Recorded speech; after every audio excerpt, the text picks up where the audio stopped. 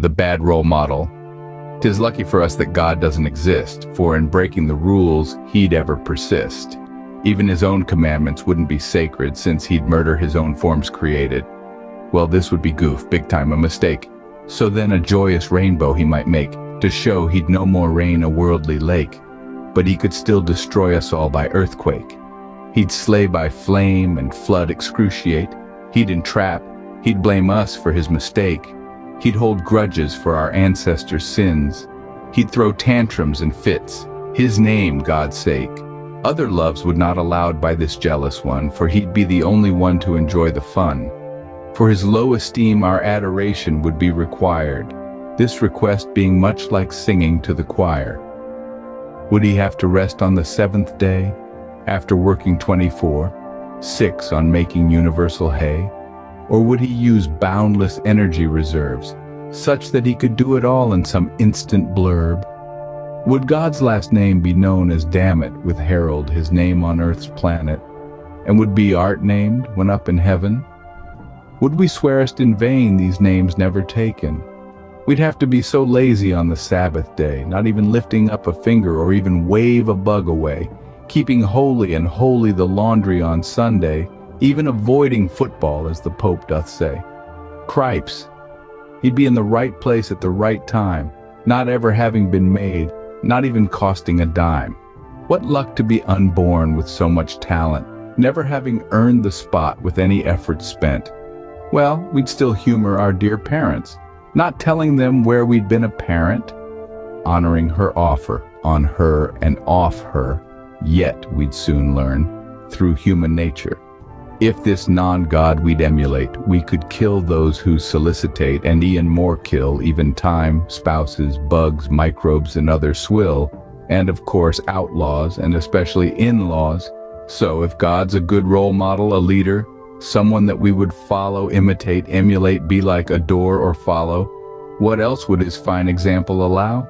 We could jail people for the sins of their ancestors, exterminate humanity, allow known evil to exist and tempt, and devise devious entrapment plans. We could have temper tantrums and outbursts, envy or not permit competitors, grant free will only it matched our own, and covet worship, adoration, and praise. The Christian God is vengeful, demands of, and tortures us with threats of hellish shove. Well, if I were a god and ruled above, you could remove all my powers but love. Now back to the commandment sultry. Lo, should we freely admit adultery? Should we banish all thoughts impure? Well, that's simply our human nature. Now, if he'd wanted us to be naked, say, then surely we'd have been born that way. As for padding, that would false witness be, so please keep abreast of reality. And no loving thy neighbors much too much by coveting their heavenly bodies such, but thy own ass do covet, it's not free. Follow Moses by always tying it to a tree. There are stealers about, another shalt not, who take office supplies home a lot, and take various and sundry restaurant items, as well as keeping every pen, never buying them.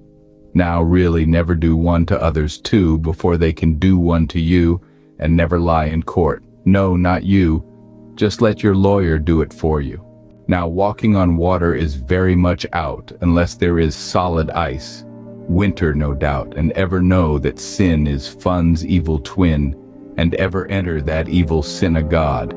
So what more would this invented God be, the one with neither paternity nor maternity? Would we then be made so specially that we'd be rewarded for all eternity? If we'd worship him from fear of hell, then he'd rightly cast us into it. If we'd worship him from a desire for paradise, then he'd deny us entrance into it. He'd say to Adam and Eve in Eden, do what you like, but don't eat the apple. Well, we know that when you tell children not to touch something, they certainly will.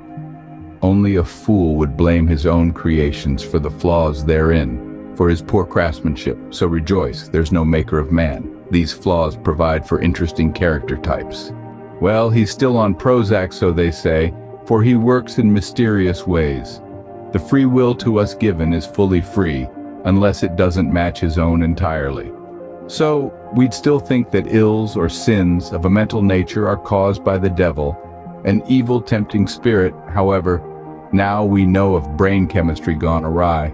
He'd still detest evil so totally completely that he'd allow the devil to tempt us mercilessly. And sins, even the most horrible ones, well, no big deal. Just repent them to avoid hell. Rigged and jigged, God's perfect plans would be done.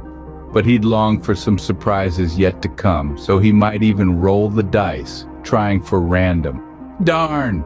He'd say, I already knew the outcome. The diviner would just sit around with nothing else to do, his mind already full with what would become as new.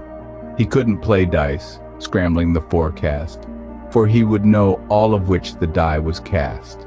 One-night stands with engaged young virgins would be okay, but those are not good urgings, and no fighting, especially if you are weak. So when one kisses your ass, turn the other cheek. Thus, a God who is a being would, like us, be dependent on and exist after the ground of ultimate reality, and so could not in himself be his own cause. Now hail the All and the One, omnipresent, for it's eternal and can neither be created nor destroyed, being its own cause and the ground of all. It is energy. Does God, as portrayed in religious texts, serve as an ideal role model? Ponder upon this question as we delve into the philosophical implications of divine actions and human morality. God, in many religious texts, is often seen breaking his own rules. From the biblical flood to the destruction of Sodom and Gomorrah, God's actions might seem contrary to the commandments he sets for humanity. He's known to take lives, hold grudges, and even destroy entire civilizations. Yet in the rainbow that appears post-deluge, God promises never to destroy the world by water again. But earthquakes, fire, and other natural disasters, those options remain open. One might wonder, do these actions align with human concepts of morality? God's jealousy is another aspect to consider. He demands sole devotion with no room for other deities. This exclusivity might be seen as a reflection of low self-esteem, a trait not usually associated with an all-powerful being. The concept of the Sabbath, a day of rest, might seem odd when applied to an omnipotent being. Does God require rest?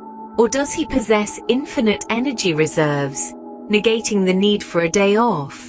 In relation to honoring parents, one must consider the paradox of God's existence.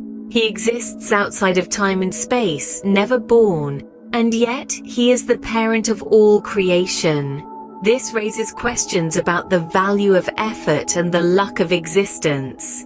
The commandment, "Thou shalt not kill," is another point of contention. God has been known to enact death and destruction, yet humans are forbidden to do so.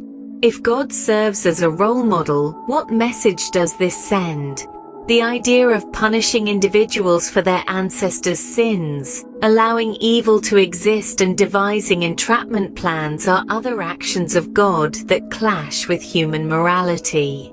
These actions seem to promote prejudice, injustice, and deceit, behaviors generally discouraged in human society. God's demand for worship, adoration, and praise, and his intolerance for competition, might seem akin to a dictator's reign, rather than a loving deity's guidance. In summary, the actions of God, as depicted in religious texts, often contradict the commandments set for humans. From committing actions that would be considered sins if done by humans, to displaying traits that are generally discouraged, God's role as a moral compass becomes questionable. However, it's important to note that these interpretations are based on literal readings of religious texts. Many believers argue that these stories are metaphorical, meant to impart lessons rather than serve as literal accounts of God's actions. Thus, while God might not fit the human definition of a good role model, he serves as a reflection of humanity's struggle to understand the divine, morality, and our place in the universe.